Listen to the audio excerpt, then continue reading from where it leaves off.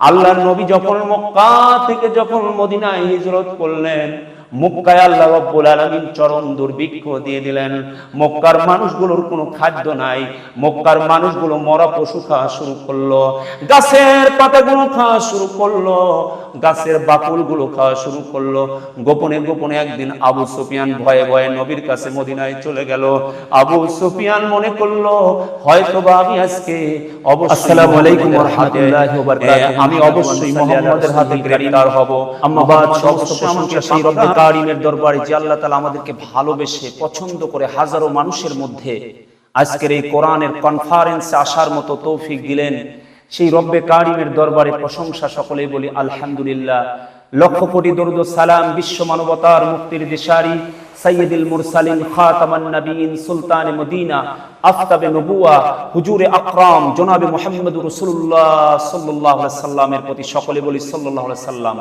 আল্লাহ রাব্বুল আলামিন পবিত্র কোরআনুল কারীমের ভিতরে বলেছেন ওয়া ইন্নাকা লাআলা খুলুকিন আযীম।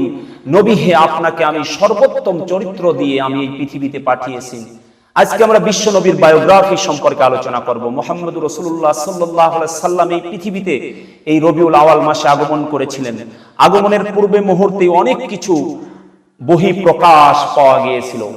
সূর্য যেমন উদিত হওয়ার আগে রক্তিম বর্ণ ধারণ করে, পূর্ব আকাশ যেমন রক্তিম বর্ণ ধারণ করে, ওই রক্তিম বর্ণ আমাদেরকে জানান দেয় যে সূর্য উঠে যাবে। আল্লাহর নবীর নবুয়তের সূর্য ওঠার পূর্বে, বিশ্ব নবী দুনিয়াতে আসার পূর্বে আল্লাহ রাব্বুল আলামিন মিরাকুলাস অনেক ঘটনা ঘটিয়ে দিলেন। পারস্যের সাম্রাজ্যের অগ্নি পূজারীদের আগুন সঙ্গে সঙ্গে নিভে গেলেন। আল্লাহ রাব্বুল আলামিন অনেকগুলো ঘটনা দিয়ে জানিয়ে দিলেন যে মুহাম্মদুর রাসূলুল্লাহ পৃথিবীতে আসবেন। আল্লাহ রাব্বুল আলামিন পবিত্র কোরআনে বলেছেন ওয়ামা আরসালনাকা ইল্লা রাহমাতাল লিল আলামিন। নবী হে, আপনাকে আমি পাঠিয়েছি তামাম পৃথিবীর জন্য রহমত হিসাবে। সবার জন্য আপনি রহমত। কি হিন্দু, কি বৌদ্ধ, কি আস্তিক, কি নাস্তিক, কি শ্বেতাঙ্গ, কি কৃষ্ণাঙ্গ, সব ধরনের মানুষের জন্য আপনি রহমত হিসাবে পাঠিয়েছেন। এই জন্য মানবতার রাসূল সাল্লাল্লাহু আলাইহি সাল্লামকে সব মানুষগুলো যারা বুঝতো রাসূল সাল্লাল্লাহু আলাইহি সাল্লামকে সম্মান করত, রাসূল সাল্লাল্লাহু আলাইহি সাল্লামকে মর্যাদা করত। বিশ্বনবী জনাবে মুহাম্মদুর রাসূলুল্লাহ সাল্লাল্লাহু আলাইহি সাল্লাম বেধর্মীদের সঙ্গে যে চুক্তি করেছিলেন, আজও মিশরের জাদুঘরের ভিতরে ওই চুক্তির, আজ তুরস্কের জাদুঘর ইস্তাম্বুলের মধ্যে ওই চুক্তি এখনো রয়ে গেছে। আল্লাহর নবী বলেছেন যদি আমার রাষ্ট্রে যদি কোনো বেধর্মী যদি আক্রান্ত হয়ে যায়, আমরা সকল সব মুসলমান মিলে ওই বেধর্মীকে রক্ষা করার জন্য আপ্রাণ চেষ্টা করব।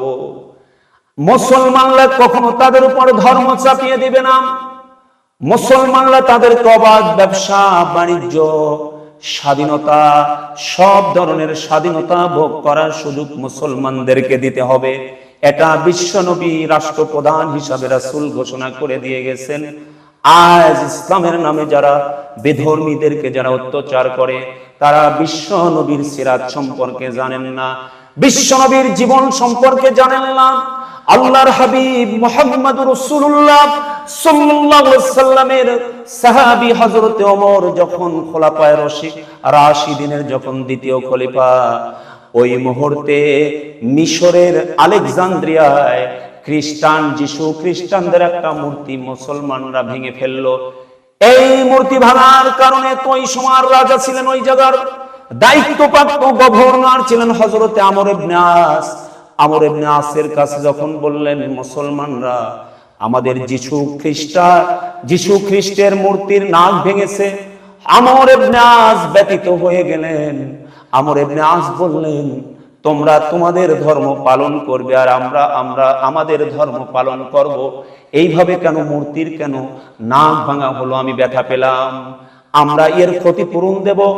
খ্রিস্টানরা ক্ষতিপূরণ হিসাবে চাইলো মুহাম্মদুর রাসূলুল্লাহ আল্লাহর হাবিবের আল্লাহর রাসূলের মূর্তি বানিয়ে ওই মূর্তিটার নাক ভেঙে দিবে।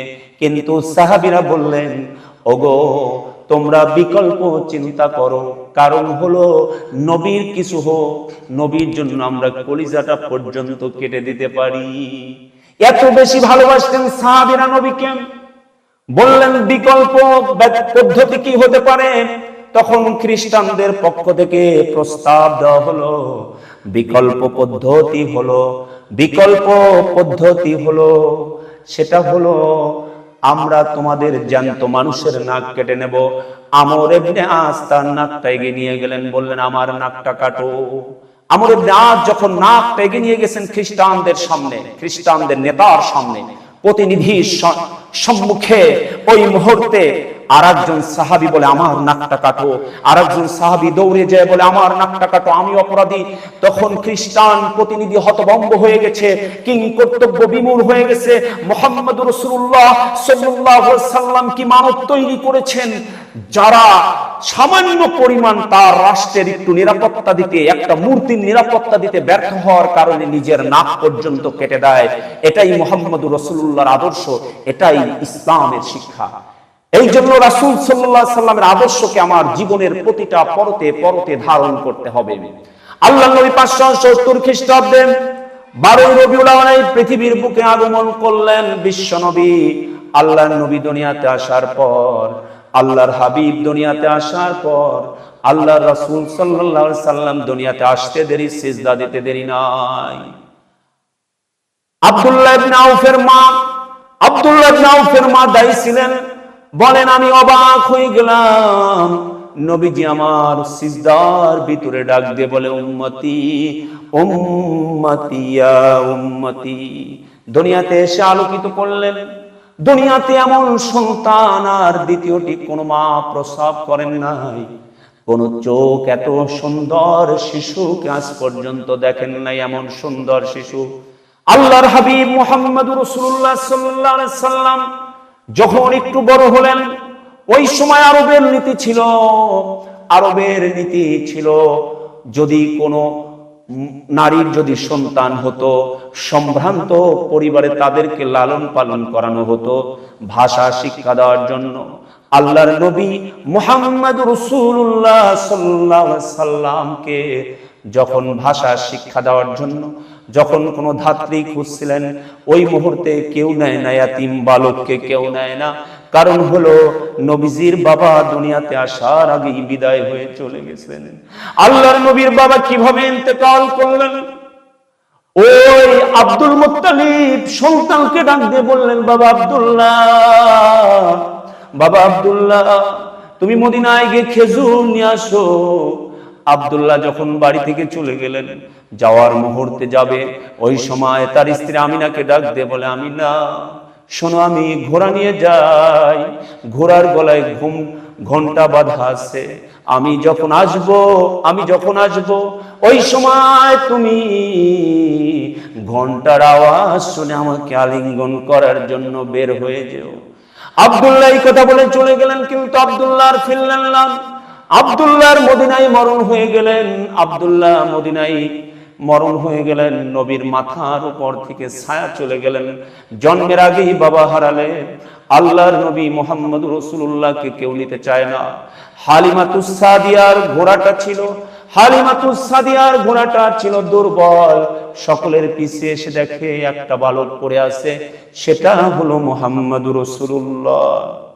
হালিমাতুস সাদিয়া আসলেন, এসে বলে, যখন এত কষ্ট করে এত কঠিন রাস্তাগুলো অতিক্রম করে যখন এসেছি, আমরা এই বালককে রেখে যাব না, আমরা এই বালককে অবশ্যই নিয়ে যাব।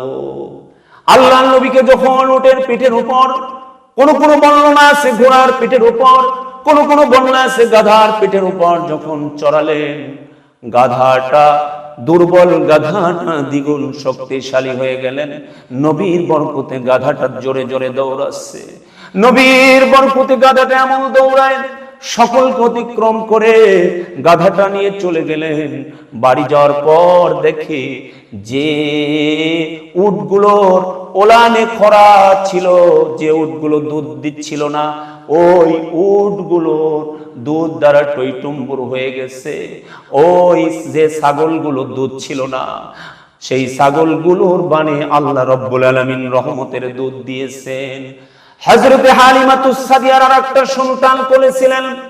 হালিমাতুস সাদিয়ার আরেকটা সন্তান কোলে ছিলেন। ওই সন্তান ও দুধ পেত না, সারা রাত কান্নাকাটি করত। নবী মুহাম্মদকে নিয়ে যাওয়ার পর হালিমাতুস সাদিয়ার ওই সন্তান সুন্দরভাবে পরিতৃপ্ত সহকারে দুধ পেলেন। হালিমার ছাগলের এইরকম দুধ দেখে, ওটের দুধ দেখে বাড়িতে মানুষ ভিড় জমিয়ে যায়। সকলেই ডাক দিয়ে বলে, হালিমা, তোমার ছাগলগুলো কোন মাঠে চড়াও?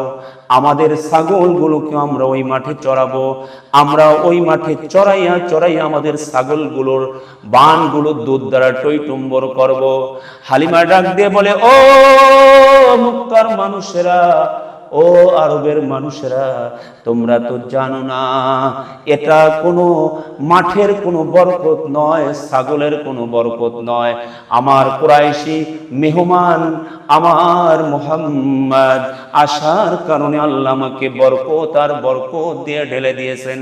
যে নবী দুনিয়ায় আসার পর বরকত, যে নবীর হাতের তালু দিয়ে অজুর পানি নাই, আল্লাহর হাবিব সাহাবীকে বললেন, কতটুকু পানি আছে? সাহাবী বললেন, সামান্য, এক বদনারও কম আছে। নবী আমার হাতের আঙ্গুলগুলো পানির মধ্যে ঢুকিয়ে দিলেন। দেওয়ার সঙ্গে সঙ্গে নহর যেমন, ঝর্ণা যেমন বের হলে পানি বের হয়, আল্লাহর নবীর হাত দিয়ে ওই রকম পানি বের হচ্ছে। ওমা আরসালনাকা ইল্লা রাহমাতাল লিল আলামিন। নবী হে, আপনাকে আমি তামাম পৃথিবীর রহমত হিসাবে পাঠিয়েছি। ওয়া ইন্নাকা লাআলা খুলুকিল আযীম। আর আপনাকে আমি সবচেয়ে সুন্দর চরিত্র দিয়ে এই পৃথিবীতে পাঠালাম। ইয়া রাসূলুল্লাহ, ইয়া হাবিবাল্লাহ, আপনার মতো চরিত্র আর পৃথিবীতে কারো নাই। রাসূল আস্তে আস্তে বড় হলেন, আমিনার ঘরে ফিরে আসলেন। এতবার ইতিহাস বলা যাবে না। বিশ্বনবী মুহাম্মদুর রাসূলুল্লাহ যে জায়গায় হাত দেয় বরকত আর বরকত। খাদিজার ব্যবসার দায়িত্ব যখন নিলেন, খাদিজার সংসারে বরকত, ব্যবসায় বরকত, তার বিজনেস রাতারাতি বড় হয়ে গেলেন। তার বিজনেস রাতারাতি অনেক বড় কোম্পানিতে পরিণত হয়ে গেলেন আল্লাহর নবীর হাতের কারণে, নবীজির বরকতের কারণে। কারণ বিশ্ব নবীর বরকত সামনে দিয়ে যেত। আল্লাহর নবী যেখানে যেতেন বরকত ডান পাশে যেতেন, যেখানে যেতেন বরকত বাম পাশে যেতেন, যেখানে যেতেন বরকত মাথার উপরে যেতেন, যেখানে যেতেন বরকত পিছনে থাকতো। নবীজির বরকত পিছনে থাকতো। তামাম জিন্দেগিতে আল্লাহর নবীর এই রকম বরকতময় জীবন দ্বারা পরিপূর্ণ ছিল। নবীর বয়স যখন 25 বছর, খাদিজার বয়স 40। অন্য এক রাওয়াতে আছে খাদিজার বয়স 45 বছর। এই বয়সে খাদিজার সঙ্গে নবীর প্রথম বিবাহ হলেন। নবীজি দাম্পত্য জীবনে এত সুখী ছিলেন। আল্লাহর নবী, আল্লাহর হাবিব স্ত্রীদের সঙ্গে যখন পানি পান করতেন, স্ত্রীরা যে পাশে মুখ লাগিয়ে পানি খেতেন, আল্লাহর নবীও সেই পাশে মুখ লাগিয়ে পানি খেতেন। আল্লাহর হাবিব যখন ঘরে থাকতেন, বিশ্ব নবী মুহাম্মদুর রাসূলুল্লাহ সাল্লাল্লাহু আলাইহি সাল্লাম স্ত্রীদেরকে কাজের সাহায্য করতেন। আল্লাহর রাসূল রান্নার কাজে স্ত্রীদেরকে সাহায্য করেছে। লাকাদ কানা লাকুম ফি রাসূলিল্লাহি উসওয়াতুন হাসানা। তোমাদের জন্য সবচেয়ে উত্তম আদর্শ আমার বিশ্ব নবীর জিন্দেগিতে আছে। জাস্টিস হিসাবে, as a teacher, as a father, as a lawgiver, as a reformer, মুহাম্মদুর রাসূলুল্লাহ সাল্লাল্লাহু আলাইহি ওয়াসাল্লাম is the superman in the world. পৃথিবীর ভিতরে শিক্ষক হিসাবে, আইন প্রণেতা হিসাবে, সমাজ সংস্কারক হিসাবে এবং মুহাম্মদ রাসূলুল্লাহ সাল্লাল্লাহু আলাইহি সাল্লাম হলেন সর্বকালের সর্বযুগের সর্বশ্রেষ্ঠ মানুষ। এই জন্য বিচার ব্যবস্থাকে, হাউ টু জাস্টিস, বিচারকে কিভাবে সমাজে কায়েম করতে হয় আমার রাসূল শিখিয়েছেন। বিচার ব্যবস্থা আজকে ট্রান্সপারেন্সি নাই, পক্ষপাতমূলক বায়াস বিচারিক ব্যবস্থাকে ধ্বংস করেছে গোটা জাতির আশা আকাঙ্ক্ষাকে। আর রাসূল সাল্লাল্লাহু আলাইহি সাল্লামের সময় বিশ্বনবী যখন দা প্রেসিডেন্ট অফ মদিনা, রাসূলের কাছে একটা চুরির অভিযোগ উত্থাপিত হলেন। বিশ্বনবী মুহাম্মদ রাসূলুল্লাহ সাল্লাল্লাহু আলাইহি সাল্লামের কাছে বললেন, বনি মাকজুম গোত্রের একটা নারী চুরি করেছে। ওসামাকে বললেন, তুমি নবীর কাছে বলো, নবীর সঙ্গে তোমার সম্পর্ক ভালো, দেখো তো এই বিচারটাকে একটু রিল্যাক্স করা যায় কিনা, শিথিল করা যায় কিনা। মুহাম্মদ রাসূলুল্লাহ সাল্লাল্লাহু আলাইহি সাল্লাম চিৎকার দিয়ে বললেন, শোনো, পূর্বের যুগের অনেক মানুষ তাদের বিচার ব্যবস্থাকে ধ্বংস করার কারণে, অ্যারিস্টোক্রেট যারা ধনী সম্ভ্রান্ত ছিল, তাদেরকে দেখে দেখে বিচার থেকে বেকসুর খালাস করে দিতেন, তাদেরকে মুক্তি দিয়ে দিচ্ছেন, আর গরিব মানুষের বিচার করতেন। শোনো, আমি নবী বলি, আমার কন্যা ফাতিমা যদি চুরি করত, আমি নবী ফাতিমার নিজের হাতটা কেটে দিতাম, কারণ আমি বিচার ব্যবস্থা থেকে একটা সেকেন্ডের জন্য সরতাম না। কারণ আমার আল্লাহ রাব্বুল আলামিন কোরআনে যে আদেশ করেছেন চোরের বিচারের ব্যাপারে, আল্লাহর আদেশ থেকে একটা সেকেন্ডও 1 ইঞ্চি পাও নড়ানোর মতো পায় আমার নবীর নাই। এই জন্য বিচার ব্যবস্থার জন্য নবী আদর্শ, আল্লাহর নবী শ্রমিকের জন্য আদর্শ। বিশ্ব নবী মুহাম্মদ রাসূলুল্লাহর দেহটা দিয়ে মেশকে আম্বারের সুঘ্রাণ বের হতেন। নবী যে জায়গা দিয়ে হেঁটে চলে যেতেন, ওই জায়গাগুলো সুঘ্রাণ হয়ে যেত। সাহাবীরা নবীর খোঁজে যদি বের হতেন, নবী কোথায় পা ফেলেছে প্রতিটা জায়গায় সুঘ্রাণের চিহ্ন বুঝে বুঝে নবীর খোঁজ পেয়ে যেতেন। আল্লাহ নবী একজন সাহাবীর সঙ্গে হাত মুসাফা করলেন। ওই সাহাবীর হাত বড় শক্ত ছিল, ওই সাহাবীর হাত বড় শক্ত, কারণ সে ইট ভাঙার কাজ করে। নবীকে ডাক দিয়ে বলি, ইয়া রাসূলুল্লাহ, ইয়া হাবিবাল্লাহ হুজুর, ইয়া রাসূলুল্লাহ, ইয়া হাবিবাল্লাহ হুজুর, আমি শ্রমিকের কাজ করি, এই জন্য আমার হাত বড় শক্ত। আল্লাহর নবী ডাক দিয়ে বলেন, ওগো শ্রমিক ভাই, শুনে রাখো, আল কাসিবু হাবিবুল্লাহ, যে শ্রমিক হয়ে যায় সে আল্লাহর বন্ধু হয়ে যায়। আমি বলছি, তুমি যদি শ্রমিকের কাজ করে যদি রব্বে কারিমের হক যদি আদায় করো, তুমি যদি শ্রমিকের কাজ করে মানুষের অধিকার যদি তুমি আদায় করো, তুমি যদি শ্রমিকের কাজ করে মানুষের হক যদি নষ্ট না করো, আল্লাহর যে বন্ধু হয়ে যাবে তার মরতে দেরি লাগবে, তার জান্নাতে যেতে দেরি লাগবে না। আল্লাহর হাবিবের এইরকম, আল্লাহ রাসূলের জিন্দেগিতে রাসূল কিভাবে রাষ্ট্র চালাতেন, রাসূল কিভাবে শ্রমিকের সঙ্গে ব্যবহার করতেন, আল্লাহর রাসূল কিভাবে খাবার খেতেন। একজন সাহাবী পার্শ্বে গিয়েছেন, দাওয়াত পাওয়ার পর ওই দেশের রাজার সাহাবী যখন খেতে বসেছেন, ওই সময় একটা ভাত পড়ে গেছে, একটা খাবার পড়ে গেছে। সাহাবী খাবারটা নিচ থেকে তুলে যখন মুখে দিয়েছেন, ওই সময় যারা ওই সোসাইটির লোক ছিল, এটা ভালো চোখে দেখলেন না, কানা ঘোষা করছে যে তোমার এই ব্যক্তি সব দিকে ভদ্র, কিন্তু পরে থাকা খাবার খায়। আল্লাহর হাবিব মুহাম্মদুর রাসূলুল্লাহ সাল্লাল্লাহু আলাইহি সাল্লামের সাহাবী হুযায়ফা ইবনে ইয়ামিন জবাব দিলেন, আতরুকু সুন্নাত রাসূলুল্লাহ সাল্লাল্লাহু আলাইহি সাল্লাম, আমি কি বিশ্ব নবীর সুন্নাত ছেড়ে দেব তোমাদের ভয়ে? কারণ আমার নবী বলেছেন, যদি কোনো খাবার যদি পড়ে যায়, ওই খাবার যদি কেউ তুলে খায়, আল্লাহ রাব্বুল আলামিন তার কলিজার মধ্যে নূর আর নূর ঢেলে দেয়। এই জন্য আমি উঠানো খাবার খেয়েছি, আল্লাহ রাব্বুল আলামিন কলিজায় নূর দিবেন। একটা সেকেন্ডের জন্য নবীর সুন্নাত থেকে আমি দূরে সরতে পারবো না। আল্লাহর নবী শত্রুদের সঙ্গে কেমন ব্যবহার করেছেন আপনি অবাক হবেন। বদরের যুদ্ধের ময়দানে কাফেররা যখন মুসলমানদেরকে হত্যা শহীদ করেছেন, ওই মুহূর্তে মুসলমানদের রক্ত কাফেরদের হাতে আছে, এখনো মুসলমানদের রক্ত কাফেরদের হাতে আছে। ওই বন্দী কাফেরগুলোকে যখন নবীর সাহাবীরা যখন বাড়িতে নিয়ে আসলেন বন্দী অবস্থায়, আল্লাহর নবী ডাক দিয়ে বলেন, ওগো সাহাবী, ও সাহাবীরা শোনো, তোমাদের ঘরে কি কোনো খাবার আছে? আল্লাহ নবী ডাক দিয়ে বললেন, ও সাহাবীরা শোনো, তোমাদের ঘরে কি কোনো খাবার আছে? সাহাবীরা বললেন, ইয়া রাসূলুল্লাহ, একটা করে রুটি আছে, শুধু আমাদের সন্তান স্ত্রী আর আমাদের খাওয়ার জন্য। আল্লাহর নবী বললেন, যে সকল কাফেরদেরকে বন্দী করে নিয়ে এসেছি, তোমরা আজকে না খেয়ে ওই সকল কাফেরদের জন্য খাবারের ব্যবস্থা করে দাও। আল্লাহর নবীর সাহাবীরা খেলেন না। যাদের রক্তের দাগ, মুসলমানদের রক্তের দাগ কাফেরদের হাতে থাকার পর নবীর সাহাবীরা নিজে না খেয়ে কাফেরদেরকে খেতে দিলেন।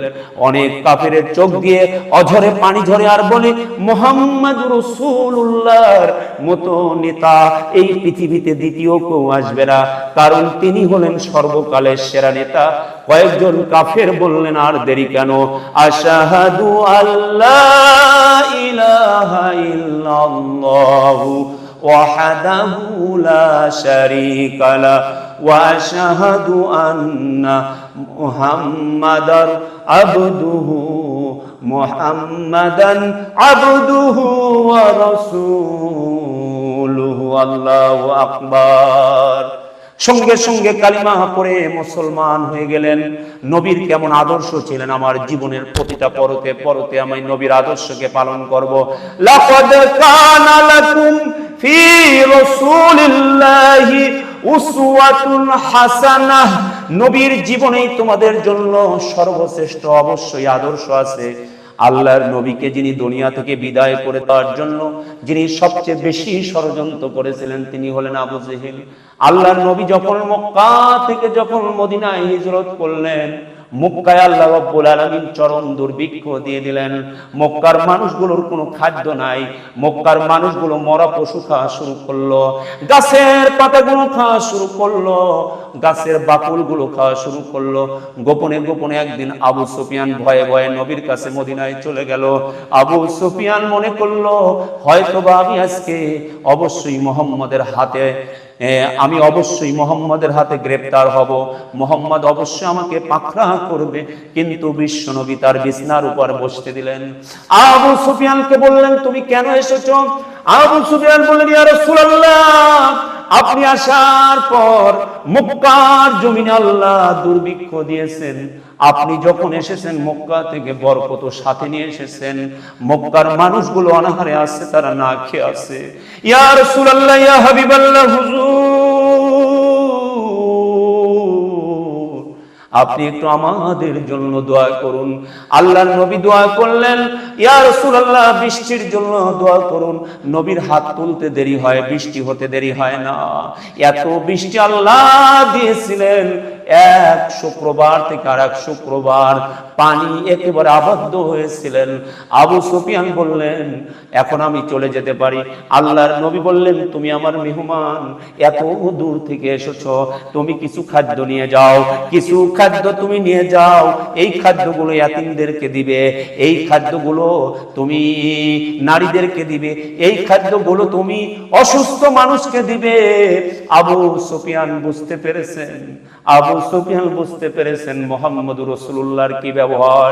এই জন্য বিশ্বনবী জনাবে মুহাম্মদুর রাসূলুল্লাহ সাল্লাল্লাহু আলাইহি সাল্লামের আদর্শ যদি সমাজে বাস্তবায়িত হয়, কোরআনের রাজ যদি কায়েম হয়ে যায়, আল কোরআন দ্বারা যদি শাসন যদি চালু হয়ে যায়, আমি হিন্দু ভাইদেরকে বলবো, আমি বেধর্মী ভাইদেরকে বলবো, আমি অমুসলিম ভাইদেরকে বলবো, ও ভাই, তোমাদের মন্দির পাহারা দেওয়ার জন্য মুসলমানরাই যথেষ্ট। কারণ আল্লাহর নবী কাফিরদের সঙ্গে যে চুক্তি করেছিলেন, খ্রিস্টানদের সঙ্গে যে চুক্তি করেছিলেন, ওই চুক্তির মধ্যে বিশ্বনবী মুহাম্মদুর রাসূলুল্লাহ ইসলামী রাষ্ট্রের অন্য ধর্মের মানুষের নিরাপত্তার কথা বলেছেন। আল্লাহর নবী বলেছেন, যদি কোনো চুক্তিবদ্ধ মুসলমানকে যদি কেউ খুন করে, কিয়ামতের ময়দানে সে জান্নাতের গন্ধ পাবে না। অথচ জান্নাতের গন্ধ ৪০,০০০ বছর দূর থেকে পাওয়া যায়।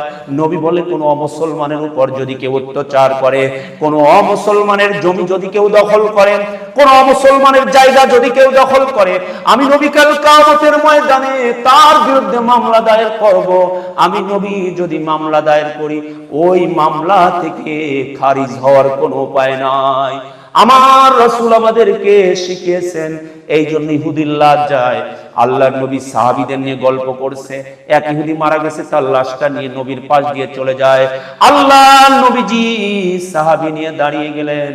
আল্লাহ রাসূলের সাহাবী, একজন সাহাবী বললেন, ইয়া রাসূলুল্লাহ, আপনি যে দাঁড়ালেন, এটা তো ইহুদির লাশ। নবী বললেন, হোক ইহুদি, আমি মানবতাকে স্যালুট করার জন্য এসেছি।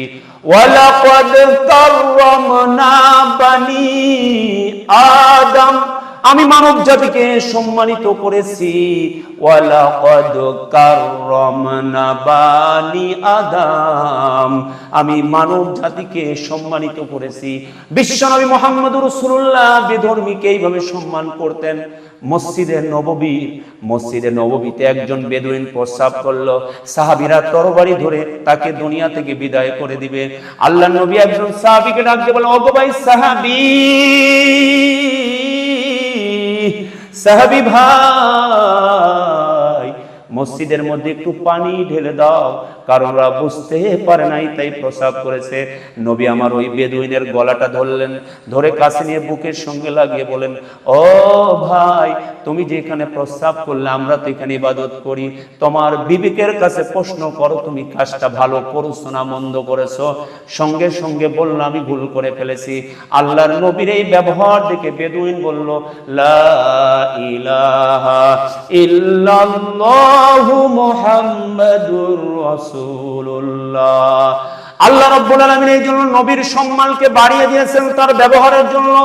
আল্লাহ রাব্বুল আলামিন বলেছেন, আলাম নাশরাহ লাকা সাদরাকা ওয়া ওয়াদানা আনকা উযরাক আল্লাযী আনকাযা যহরাক ওয়া রাফা'না লাকা যিকরাক। নবী, হ্যাঁ, আপনার জিকিরকে আমি তামাম পৃথিবীতে ছড়িয়ে দেব। আপনার আদর্শ যারা মানবে জীবনে তারা সুখী হবে। আপনার আদর্শ থেকে যারা দূরে চলে যাবে ওদের জীবন বড় ব্যস্ততার হয়ে যাবে, ওদের জীবনটা বড় কষ্টের হয়ে যাবে।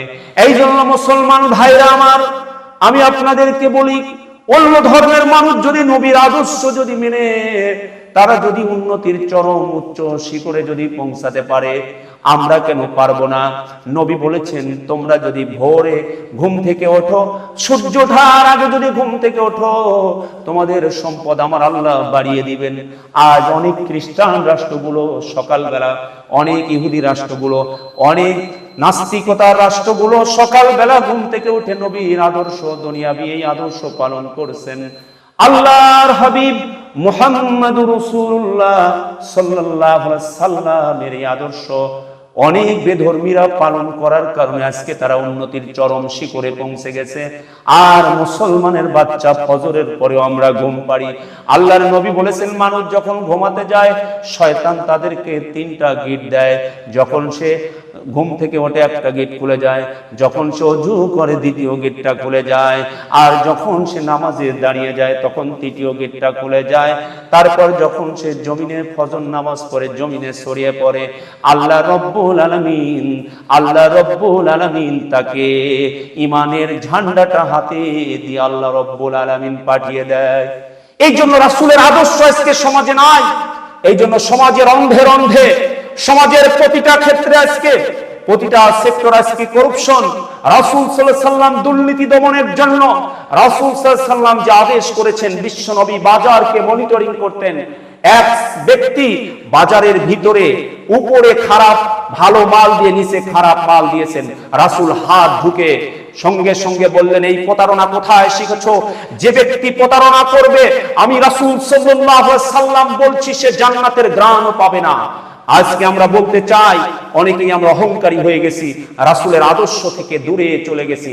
কিন্তু অহংকার মানুষকে এমন নিচে নামিয়ে দেয়, একেবারে পতনের সর্বনিম্ন স্তরে অহংকারীদেরকে আল্লাহ নামিয়ে দেয়। এই জন্য রাসূলের আদর্শ আমার জীবনের প্রতিটা ক্ষেত্রে আমি যদি বাস্তবায়িত করতে পারি, আমার জীবনের চেয়ে নবীকে বেশি ভালোবাসতে হবে। আল্লাহ রাব্বুল আলামিন সূরা আযহাবের 6 নম্বর আয়াতের মধ্যে বলেছেন, আন-নাবিয়্যু আওলা বিল মুমিনিনা মিন আনফুসিহিম।